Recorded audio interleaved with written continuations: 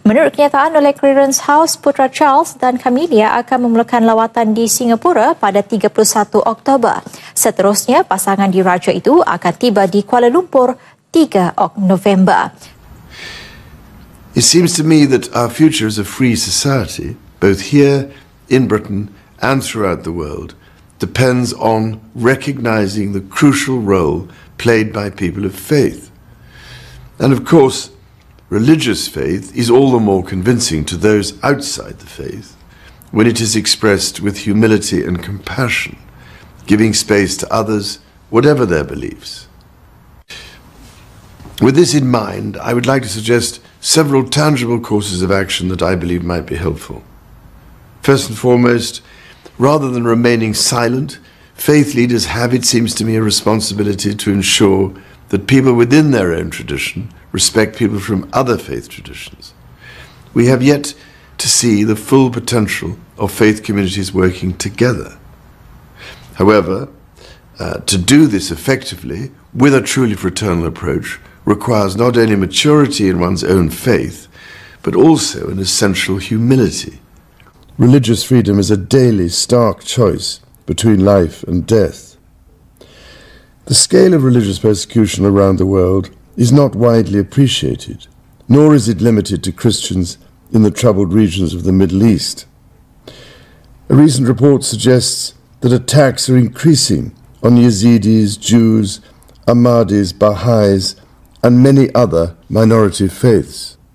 And we might also remember that when the Prophet Muhammad migrated from Mecca to Medina, he did so because he too was seeking the freedom for himself and his followers to worship.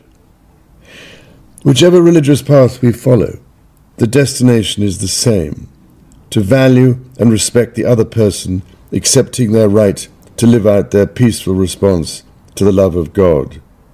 That's what I saw when attending the consecration of the Syriac Orthodox Cathedral in London recently. Here were a people persecuted for their religion in their own country, but finding refuge in another land and freedom to practice their faith according to their conscience. It is an example to inspire us all this Christmas time.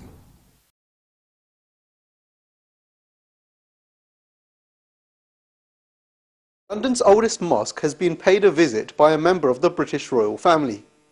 Since 1924, the Fazl Mosque has been the first mosque in London and has been the home of thousands of plants and flowers. These have won the Fazl Mosque Gardens numerous awards over the past years.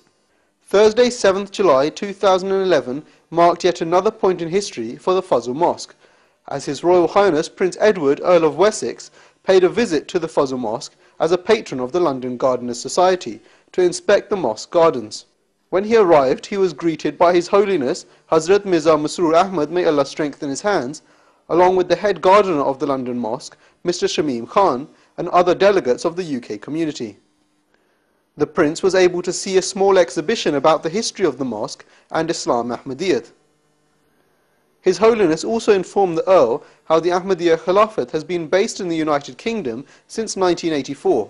His Holiness, who himself has a keen interest in horticulture, showed the Earl around the garden. The Prince also had the opportunity to view the mosque and was keen to learn more about the history of the mosque.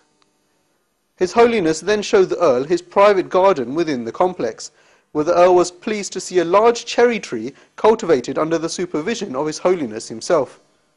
A number of other delegates also attended the event and said it was a privilege to visit the mosque once again.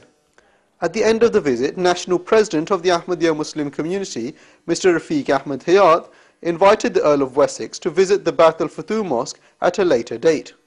National President UK and the head gardener of the Fazl Mosque later said it was a delight to meet the Prince, and it was a great achievement for the Ahmadiyya Muslim community.